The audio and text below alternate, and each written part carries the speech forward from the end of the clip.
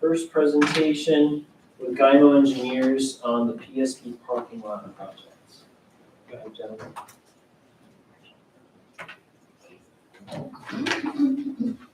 Did you say you needed this anymore? No, I'm good. I copied them all, so just let me know which one you want to put up there. If you could bring up the drawings first. Should be a PDF file on that. The combined plans? Yes. Hi, everybody. My name is Kevin Bayman with Gymo Engineering. I'm here with Matt Cervini as well from Gymo. We're working on the parking lot and drainage reconstruction project at your public safety building on Outer Stove Street. If you just want to flip to the existing conditions plan real quick for me, C101 should be. One more, I think. Yeah, there you go. Just wanted to show you real quick. This is the public safety building. In the center there, your garage building to the left, and then your social services building, I believe, is off the page to the right. Most of this parking lot, including the visitor. Sorry, I was hoping I'd be able to point right to it, but a little far away. Yeah, you can use this. I got a laser. Yeah.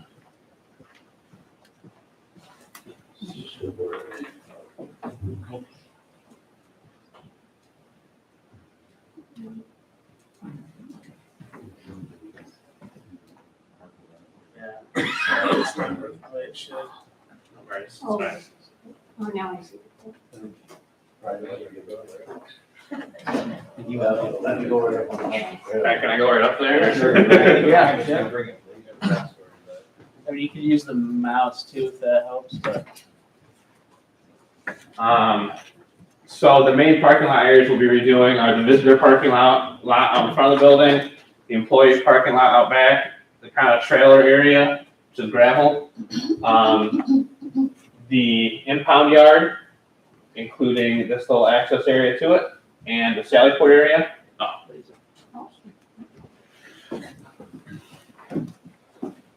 Life is good. there we go. Just want to show you what your facility kind of looks like right now. Can you flip over 3 pages to C104? So this is the site plan. Like I was saying, we're redoing the visitor parking lot here, the employee parking lot here. We're actually increasing the parking counts on these 2 parking lots while reducing the total asphalt. That's because, if you noticed previously, this visitor parking lot had 2 drive lanes. We've consolidated it into 1. So you're getting more parking and reducing impervious area. We are adding a security gate in front of the employee parking lot here. Previously, people were able to just access the employee parking lot by driving right through here, but now it'll be blocked off with the security gate, and your employees will be able to access it, but visitors will be directed to this parking lot now. We are fixing some drainage issues as well. The parking lot, employee parking lot back here along this kind of line here, has some cracking, some degradation of the asphalt. There's kind of a low point there. We've fixed that. We plan to fix it with a trench drain and storm piping that will direct the flow from that parking lot out over here to the outlet, where it will eventually drain to the large drainage pond in the front of the site. We are paving over the impound yard. Previously it was gravel. We'll be placing asphalt over it. And we'll be seal coating the rec yard in the back here as well. We have widened out lanes and radiuses along the parking lot to allow for trailers to access the back over here, and also to allow them to be able to turn through here and get into here as well. That's kind of the gist of it, the highlights of it. Does anybody have any questions, concerns, comments? The access for the solar array is going to come through the employee Yeah. parking lot? That would be correct, yep, the access comes back through here, yep. They probably don't get much traffic through there, really, I don't think. No, but just so that they'll have to, work out getting a key from the sheriff's office to get access. Yeah, and there'll be a speaker system on this as well, so if somebody doesn't have a card and not able to access it, they'd be able to talk to somebody in the building and work something out to be able to access it. The gate access is very similar to what we have here at the courthouse, so if you come up to the courthouse and you don't have a key, then it will take you right into dispatch. And they can open the gate for you when there's any deliveries show up or anything. So just a quick reminder of why we, put this on our capital plan a few years ago. This parking lot was original to the building from 1991. At that time, they really didn't make a strong effort to consider storm drainage. So there is bedrock that is pretty close to the surface there, which makes dealing with storm drainage expensive, which is probably why they had not really considered that in the past.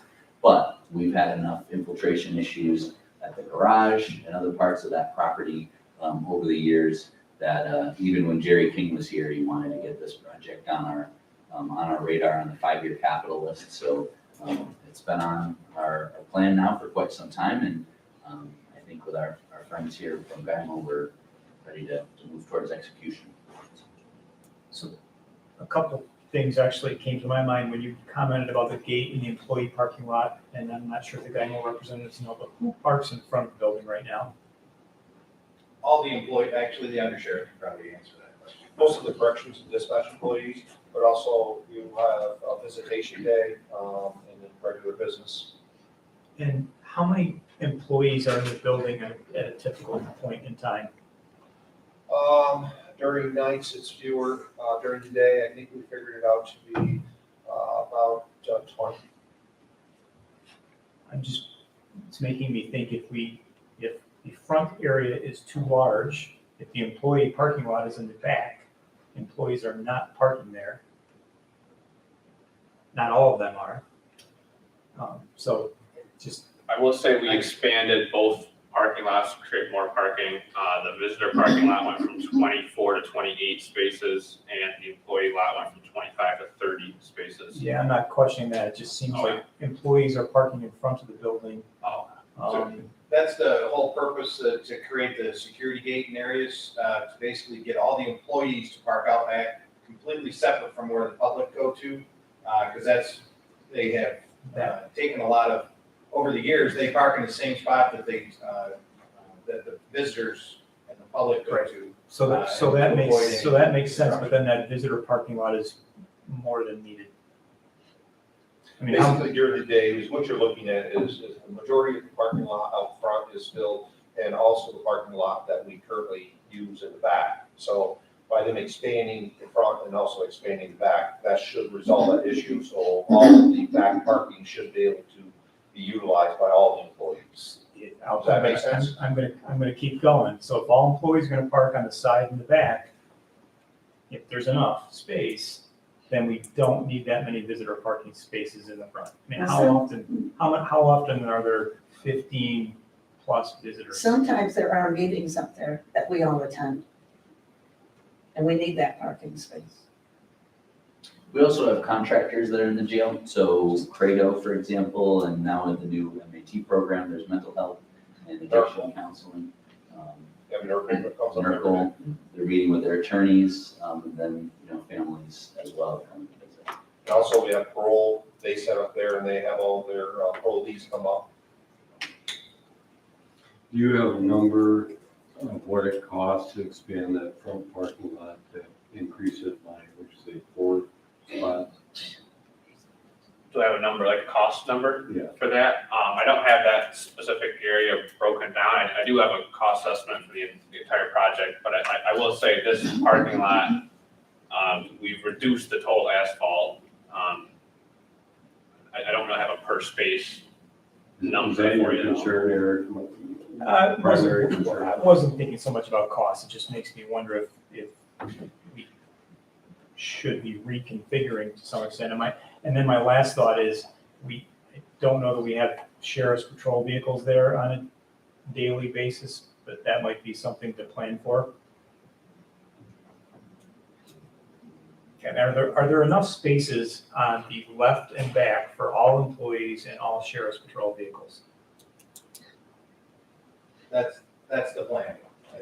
That was the anticipation to do that, is to put all employees behind the security gate to keep them separate from public. Thank you.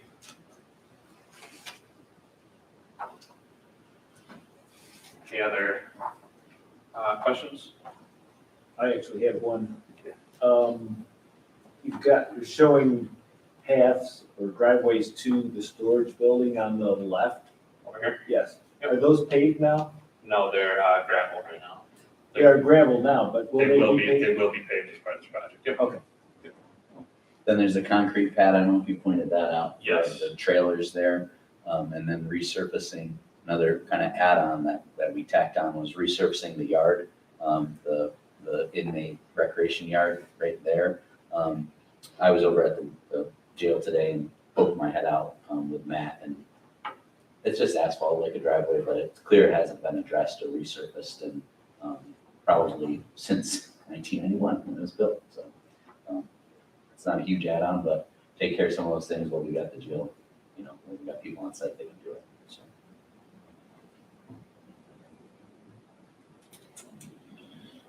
Anything else?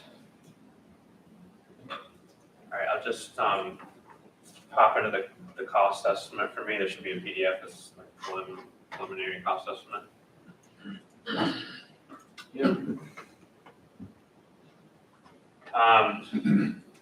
So this is our probable cost estimate. Again, it's just an estimate, but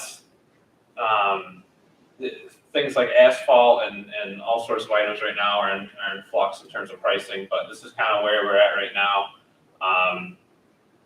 I broke it down in mobilization, demolition, site work, utility work. Obviously, the majority of it's site work. That includes all the asphalt. That's about half the project, and total is a little over $1 million. And I did throw on what a 10% contingency would look like in case of increases in asphalt, or if anything wanted to, anything were to change, such as like major rock removal. Ryan mentioned there's a lot of rock on the site, so yeah, a little over $1 million, little over 1.1 with the contingency.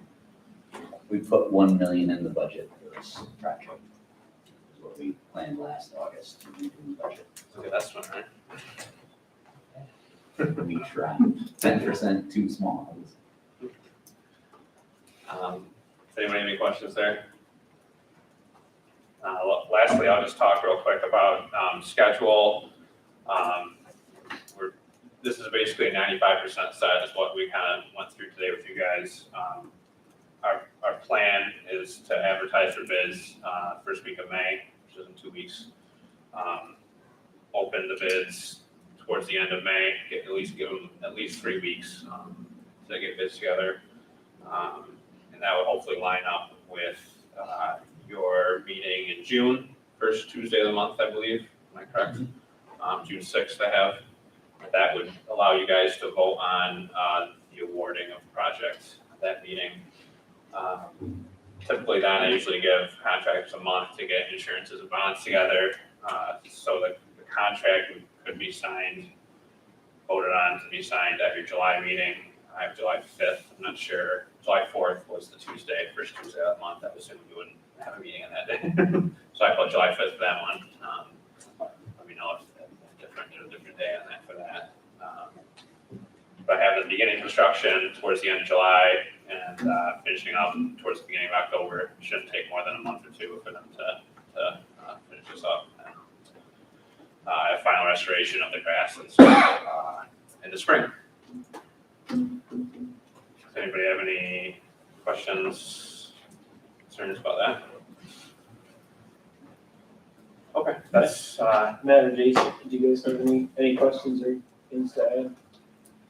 I don't think so. I think that, we worked with the undersheriff and the sheriff together to come up with a plan. I think we've got a fairly, we've addressed all their needs and from the past, and hopefully take this into the future for a long time.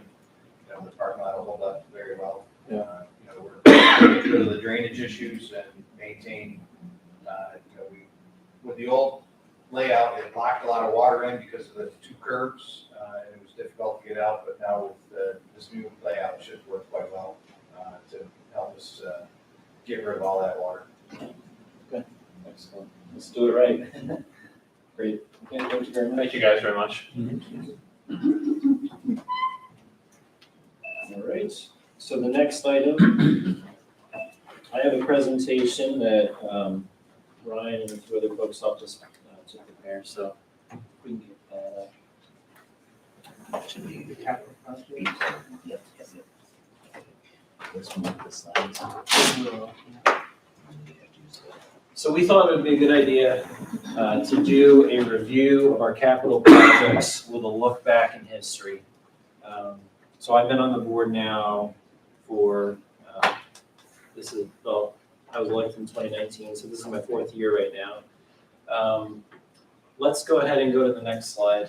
So we'll get feels 2019 feels like, I guess I can do it here. Where's the lasers of this one? Sorry. Do you want the Yeah, laser? now it's Sorry. working, yeah. Sorry about that. Missed our chance, Gov. I had Katie in my desk when I got here. So Ryan and I spent a little bit of time digging up some old news articles, and it's one of our current employees, Steve Erkler, drafted these. But going back, I think the oldest one there is from 2010. We, as a county, and I wasn't even living in Lewis County at the time, but we were looking at possible changes to to our physical infrastructure. We knew over a decade ago that we needed to make changes. There was discussions about changes with the DSS building. There were discussions about consolidating a lot of our different departments into to improve the quality of community services. So coming into 2013, there was a split within the board about what the right path forward was. We were actually being criticized at the time by some of the local contractors. There was a tendency to move forward with particular projects, put it out to bid. The bids would come back too high. So the criticism that the board had received at the time was that they're being used as free estimating services, but there was a general reluctance to move forward with particular projects. An office building was okayed in 2013. This would have been a large brick structure, probably with a 100-year lifespan. But within that, obviously it didn't move forward. By 2019, so this was the big issue. If we think back again, it feels like ancient history, pre-COVID. 2019, the big electoral issue of that year and that election was, what are we going to do with our physical infrastructure? The editorial from the Watertown Daily Times, from their editorial board, it was rather scathing. It said, Lewis County officials remain at loggerheads over whether they should construct a new building. The problem that legislators have foisted upon themselves is their obvious lack of follow-up. They can't keep dithering on this. If they continue to hem and haw with the plan, another 6 years will pass without action. And then the harshest one, this isn't what good government looks like. So that was 2019. 2020, I came on the board. We were holding meetings at that time. This is when the work actually started. We had meetings with county officials. We have a number of our legislators in that picture, and some of the legislators who were on the board at the time who are no longer on the board. And again, the criticism was coming in from the Watertown Daily Times. Not that they're the sole arbiters of this kind of thing, but there was a general criticism about an inability to move forward, a feeling that these projects were going to become more expensive as time went on, which turned out to be true. And then just a demand that we get off the fence and make a decision. And this was, when I was campaigning in 2019, this was a lot of the feedback that I was getting back from people in New Bremen, was a sense that we needed to break through the red tape. We needed to get past our inability to move forward on it. So here's just a general timeline. 2018, BCA was hired to do a facilities study. There was discussion in 2018, 2019, which carried over into 2020 as well, about the possibility of renovations versus new buildings. We kind of ended up with a hybrid, depending on which project. Some were more appropriate for a new building, some were appropriate for expansions, other for renovations. Again, that picture that we had there, this was the planning, actually, I think this was 2019, that picture was taken, or maybe it was 2020. But we had planning sessions at that time. That's the February 2020. But that's February 2020, the ad hoc facilities committee. So again, for most of the year 2020, our efforts obviously were focused elsewhere. We didn't lose sight, though, of our desire as a board to move forward with these construction projects. So obviously COVID came in and made meeting in person difficult, but by the end of 2020, before the year was out, we were in our next meeting. So there was always an anticipation that we wanted to move forward with these as soon as the dust settled a little bit. So CNS was hired for conceptual development and budget. We hired KT as for project management services. And then finally, moving into 2020, we started awarding bids for the DSS, first for the DSS highway project, and then October for the DMV project. And then obviously 2023 is where we're at right now. And we'll go over where we're currently standing with the timeline and where we expect to be in the coming years. So the big questions that we were considering back in 2020, do we renovate or replace the DSS building? Do we renovate or replace the highway garage? Which projects are priorities? Which projects can wait? And then how are we going to pay for these projects? These are the kinds of things this is the bread and butter of municipal governance. When we're looking at our facilities, when we're looking at the next generation and much needed improvements, all of these things need to be addressed, and they were addressed, I think, very, very well with a lot of input.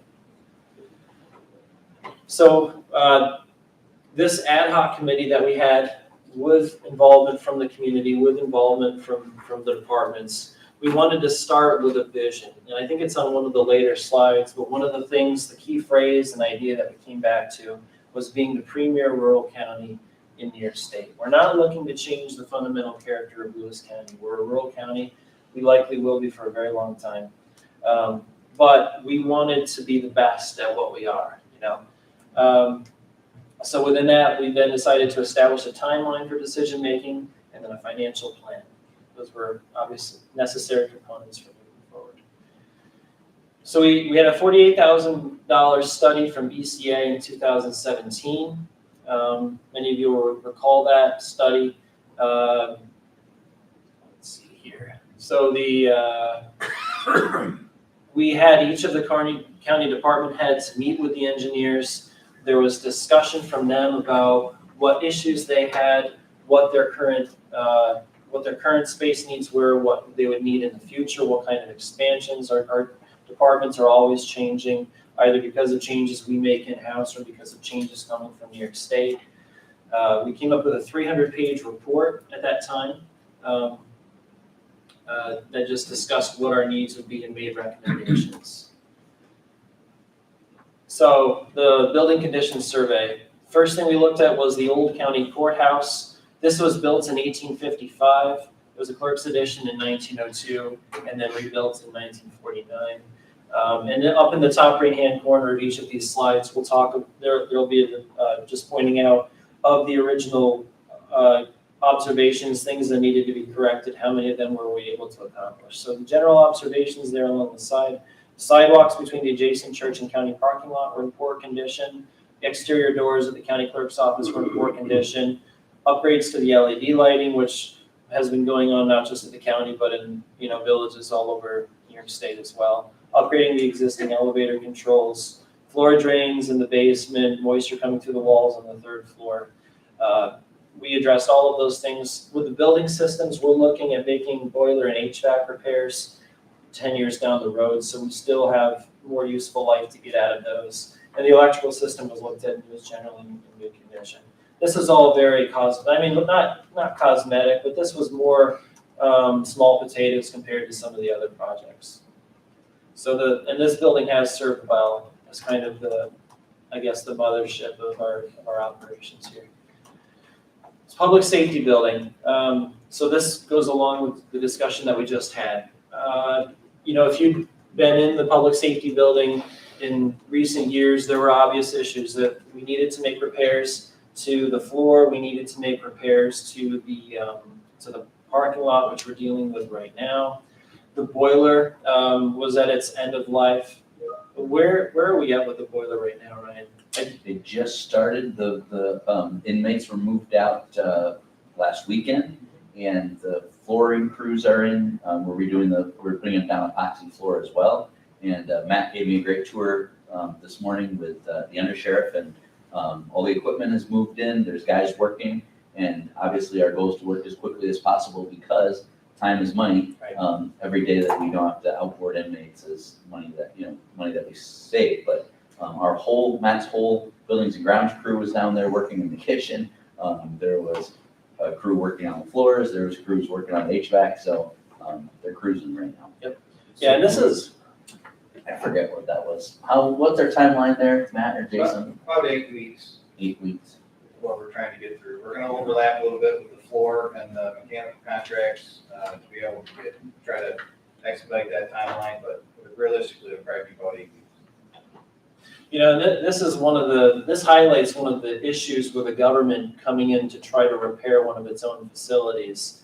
We're not like a warehouse where you can shut it down for a period of time. We have to maintain continuity of services. So when we have something like the public safety building, which needs to have repairs done, you look at the whole project and you say, now is the time to do as much as we possibly can. And that's why we've done the boiler, the HVAC, the floor, the parking. We're now looking to possibly make changes with the walk-in fridge. That's getting towards its end of life. Now is the time to do it so that we're not having to ship inmates to other facilities and pay for that. Let's get it all done now as much as we can. Show ourselves up for the long haul. 11 out of 11 though is Yeah. good for that. Yep, so I think, we've made some necessary improvements. We still have a lot of work to do. I was joking when I got on the board, one of the first things that happened, Jerry King, he gave me the Lyndon Johnson treatment. We went down there to the public safety building. We looked at the boiler. He pushed me against, well, didn't physically push me against the wall, but he's a pretty big guy. He's taller than I am, and he wanted to know, are you going to support me on the boiler? Where are you at on it? And I said, of course, let's get it done. So, I mentioned Jerry's name because it wasn't just us. This was a project that started years ago. Prior boards were very important in getting us to this particular point. And Jerry was definitely really the lead on a lot of these necessary things here. All right, DSS building, probably our biggest project. So the DSS building was reviewed. It's received some minor upgrades since 1987. That's maybe being a bit generous. It was showing its age pretty severely. Over the last few years, that building had to be evacuated on 4 different occasions because the temperature in the wintertime fell below OSHA safety standards for an office. No office in the 21st century should operate where you are actually having to evacuate people. If you ever saw it in the wintertime, there were massive icicles formed on the edges of the building. Why does that happen? It's because you're leaking heat. So the actual HVAC system, it wasn't just that it was breaking down, it actually could not keep up with the amount of cold air that was leaking in. This was a very necessary project. This was where I think the biggest discussion we had about a new facility versus renovation came in, and what we ultimately decided on, which created all kinds of difficulties in terms of coordination, but I think was the right decision, was let's build it in the same footprint where it is. We'll completely gut the thing, take it down. We'll build something new, but it's on the same spot. So we're not trying to figure out what we're going to do with this old pad where the old building was. We could do it all in one spot. The obvious issue for us became, well, what do we do with our current employees? And that was why we moved them down to the Glenfield School. But what are we looking at for an estimated date of completion? I know everything's up in the air, Ryan, but. We're Okay with that. still trying to shoot for May 24th ribbon cutting. Okay, So that would be the goal, and then try to move staff in after the ribbon cutting, because we want to have an open house, and once staff gets moved in and all their documents are there, it's hard to have an open house. Yep. So we want to do the ribbon cutting open house before we move staff back. and we need to emphasize with this project in particular, again, it's not just ESS, we have other departments there, but in the building, how cooperative and how great all of the employees have been rolling with the punches. This has not been easy for them. For my part, I've not heard a single complaint from the public in terms of interruption for services. Everybody has really pitched in and made this possible, despite all of the challenges. So, main highway garage. So this was built in 1909, the original highway garage building. And one of the things that was clear to us was it really was not suitable for a 21st century highway department. The bay doors, I believe, were not large enough to accommodate some of our equipment. We had to use outdoor storage, which of course reduces the lifespan of equipment. There was heat loss. I mean, we even had, quite a bit of, when we went in to do the repairs on the windows, they had to do asbestos remediation. It was just not built up to modern standards. So this has been renovated. This is in the process of renovation. We have new facilities going in down there. I think that, we're looking at a lot of really important improvements for our highway department so that they can operate more efficiently, so we can save money in terms of our equipment costs. Our equipment's protected. The engineers, they told us we were basically, the taxpayers were paying money to heat the atmosphere. We've completely redone the heat system down there. So this is, we're in a good position, I think, with that facility as well. If anybody wants to add anything too, feel free to know. So sign and carpentry shop, built in 1950s by the highway department personnel. There, again, poor insulation, heat loss at the roof. Let's see.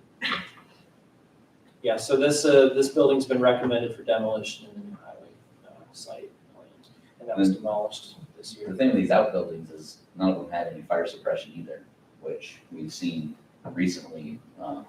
Town and county highway garages have trouble with fire issues. And we've got a lot of expensive equipment in there, so it's not wise to have those buildings without some protection. This was, and then the paint, this is just going through each of the buildings. So we have the body paint welding shop, which was recommended for demolition as well. Cold storage building, we all know, of course, that was recommended for demolition. Some of us saw it get torn down. The open pole barn. Again, this is an older way to store equipment, but it's not the way that we want to do it in the 21st century with the expensive equipment that we have. We want to protect. Solid waste transfer station. So let's see here. So we've made improvements in efficiency by converting to the open top system. We have a new scale house office and break room. Ryan, I don't know if you know the number off the top of your head, but I mean, how much money are we saving in fuel costs or? We plugged in because with the open top system, you're also not compacting, which is a lot of electricity every day. Between the compacting and the fuel, we're projecting about $90,000 of annual savings by converting to the open top system. So it's a more efficient system. It's on its face, it's better, but it also saves the taxpayers money. Yeah, and there's a lot of maintenance because with the compactor, you got metal on metal constantly, crushing in those 40-yard compacted boxes that we had a lot of metal on metal, but there's just constant labor and maintenance on all those parts. With the open top, it's just, dump it in and roll. So labor time should be saved as well. And am I right, this is a department that generates revenue for the county, or is it about break even? The goal would be for it to break even. Okay. And I shouldn't say the goal, it has consistently year over year broken even. Yeah. So every dollar that we're saving in terms of costs, that's another dollar, savings for the taxpayers. All right, so the old county courthouse HVAC system and then the LED lights. So let's see here, the HVAC system should be modified and rebalanced in 2024. And then the LED lights, those were replaced before I came on. So for the capital plan for next year, we've got the rebalance with the new heat pumps and stuff for. Oh, yeah. But yeah, because one of the things, this facility has grown, things have been added on, departments have been brought in. The HVAC system, which I guess was some kind of central air system, it's not made to work necessarily with changes. The benefit of the heat pump system is you can set the temperature different in each different room, is that correct? Or? Far from an expert on this topic, but what I do know is that with a central air system, you've got, some of these vents are for heat, some of them are for return. You can't just put a wall in between a return vent and a heat vent. You're gonna have widely different temperatures. And what we've done in the past in this plan is throw up walls with really no regard for the overall HVAC. So you can have one room that's too hot and another one that's too cold and it's stuffy. Too cold. Department of Social Services. So again, we talked about this already. That facility had reached the end of its useful life, and it didn't have a long lifespan to begin with. And this is the same thing with the parking area up at the public safety building. They tried to do things as cheaply as they could, which is understandable, and we try to do that to a degree as well. But just as in the business world, it's the same thing in government. Sometimes you can make a little bit of an investment now in the present, and you get a better return in the future. And that's kind of been our guiding philosophy now, I think. But the DSS building, it was in very rough shape before it was torn down. Public safety buildings, again, mechanical systems are reaching the end of their useful life, should be addressed. Vehicle impound area was added, and then replacing the parking lot, which is what we just discussed. So we've discussed all of these already, the recommendations and then the things that were done. So again, this is the highway department slide. So one of the goals that we had when we discussed kind of our ideas, what we wanted to see accomplished, was we wanted to move any department or any unit that was in a leased facility into its own office, into its own space. And we said that every department needs to have a home in Lewis County. And because any money that we're spending on a lease versus on a bond is essentially money that we're losing. It's just like, renting versus a mortgage on a home. Well, why would you rent? Well, maybe you're going to move. Maybe you're going to shut it down at some point, something like that. But for a county, if you can actually make bond payments instead of making rental payments, fiscally, I think it makes more sense to do that. And that was one of the reasons why we made a lot of the changes. And I think it is later on where we talk about like the DMV and everything. Okay, so I will get into that. So look at our total cost based on our 5-year capital plan for 2019. We had estimated a $22 million cost. So we're pretty close. That's pretty good. Assuming 100% of the BCA recommendations are followed.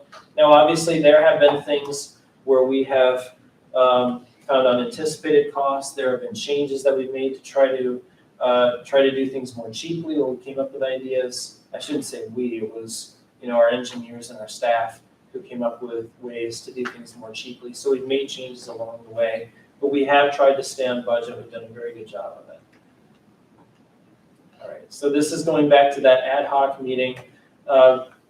Again, what were the things that we considered to be beacons of the success? So number one, what I just said there, everybody has a home. We're not renting anymore if possible.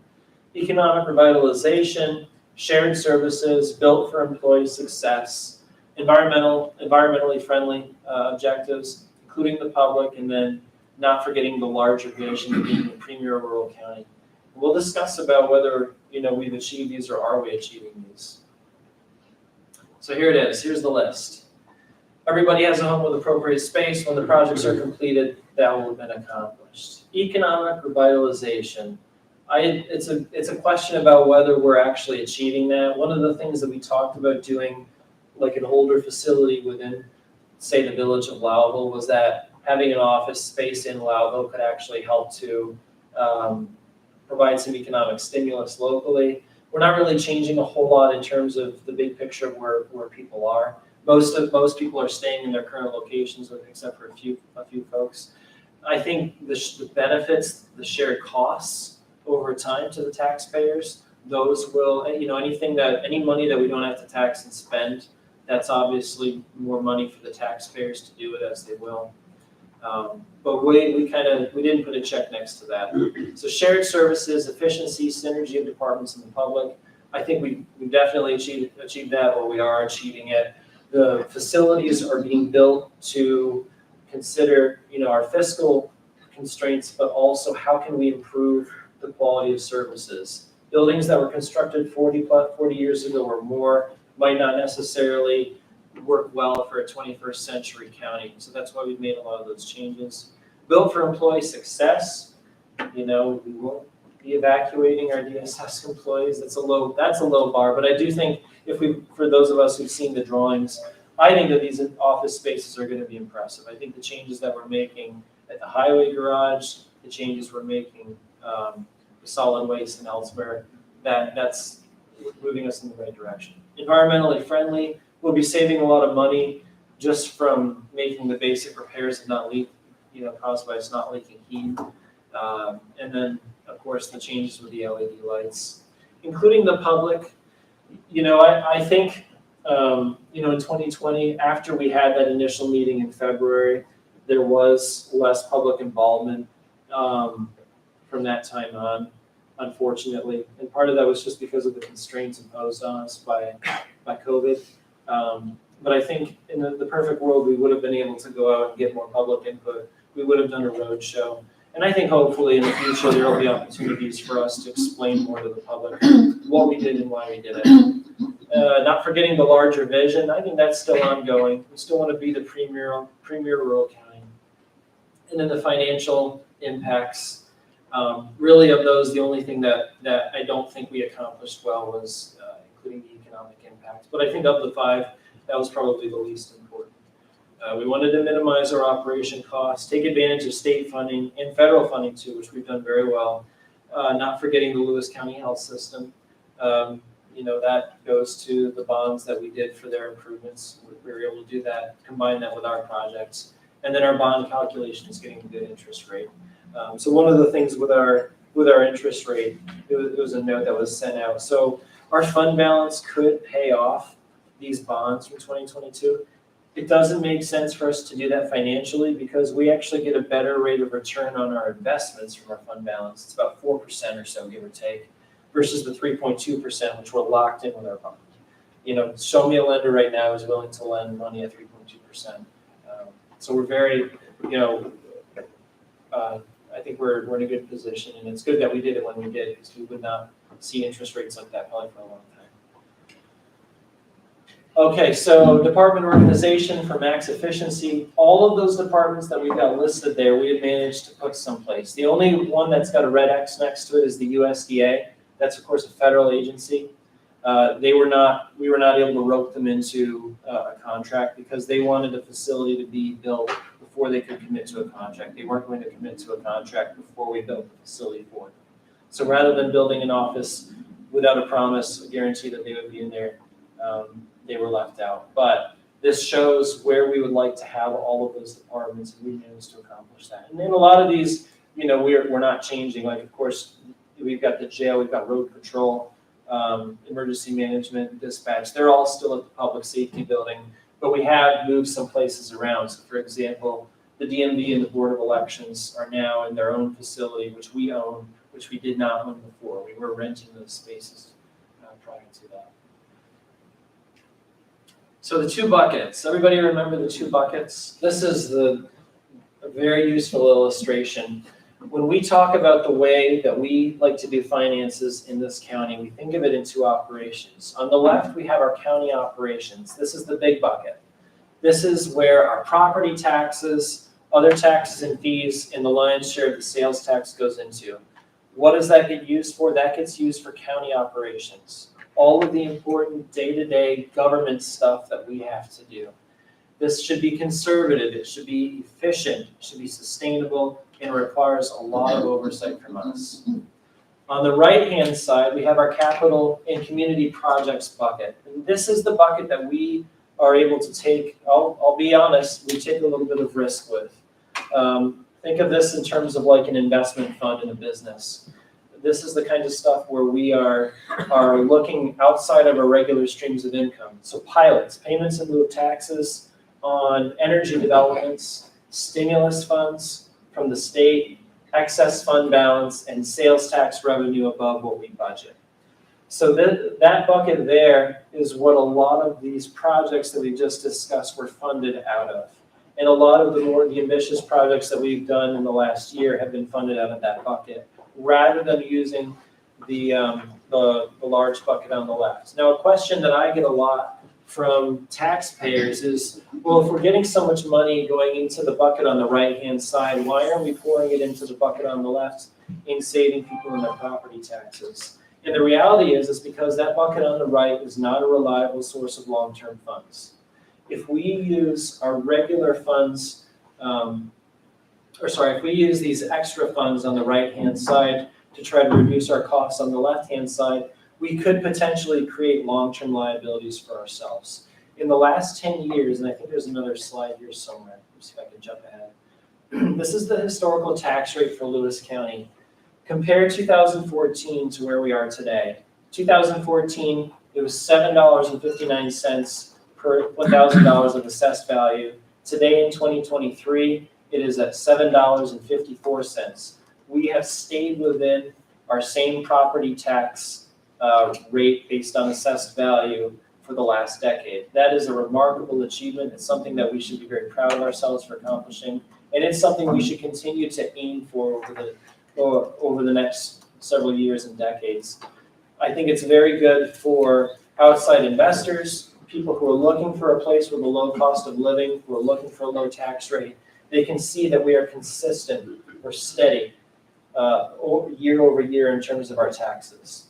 And then going back again, when we do get these unexpected funds or these extra funds for the capital and community projects, we are looking long-term to the way that that benefits our operations and the way that that can benefit us as a county. So things like, for example, using pilot stimulus funds, federal funds to assist us in rehabbing the DSS building. Well, that's going to save money in operations because the cost that we were spending to heat the atmosphere at the DSS building, that came out of the county operations bucket on the left. So we're using the bucket on the right to protect ourselves with the bucket on the left. Another good example, Ian, is the box culverts we're doing this year. We might have in the past, those are traditionally a operations type expense, right? Yep. But we've had excess sales tax. Investing that extra money in an asset that's gonna last 45, 50 years is gonna save you in the county operations budget in the future. Yep. So, those are the types of investments that we try to make. Yeah, and then even more broadly speaking, what are we using the right-hand bucket for? We're using it for the Economic Development Fund with Naturally Lewis. We're using it with our facade improvement projects. We're using it for recreation. The kind of ambitious projects that a lot of us have wanted to do for a very long time. We haven't had the funding for it. We've got the funding for it. That's what that capital and community projects bucket is being used for. There are not very many counties in upstate New York, and certainly not in the North Country, that take this approach that we do. And I think that this is the right approach for us to take if we're willing to think generationally, if we're willing to think about where are we going to be 20 years from now as a county, facing population loss, facing an aging population who are retiring and wanting to create a future for our children. So this is our anticipated green energy pilot revenue. This amounts to $2,169,000, which I bring up only to show compared to our annual debt service of $1,840,000. So wind pilot, people ask, what do those windmills do for us? That's what it does for us.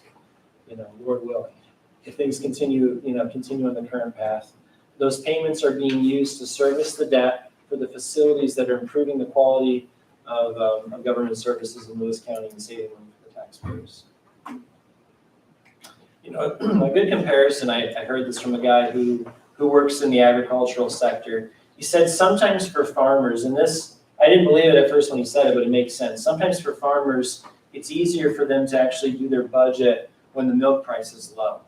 And the reason he said is because from year to year, from month to month, the milk check comes in, you cash it, you use it to pay for your costs. You hold your tractor together with duct tape and wire. You try to get through to the next season.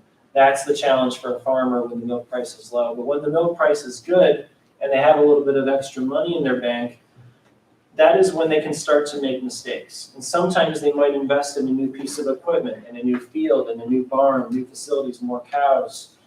And those types of investments, if not done right, can actually create major problems for themselves down the road. So maybe that milk price is in, it's in a hill, but it's going to be back down in a valley soon. And they have all of these costs that they're going to have to pay for. So sometimes it can actually, and this is true for any type of business, it's not just true for dairy farming. We have had a lot of very good years recently in terms of our excess sales tax revenue, in terms of these state grants that have been available. It was important that we be very prudent and wise in how we invest that money.